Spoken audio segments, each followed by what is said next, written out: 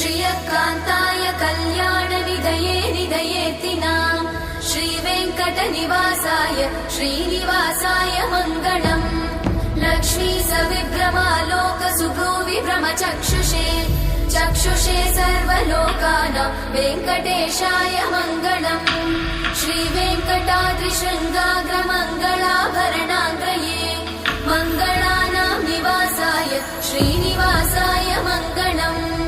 सर्वावयव सौन्दर्य सम्पदा सर्वचेतसां सदा सम्मोहनायास्तु वेङ्कटेशाय मङ्गलम्।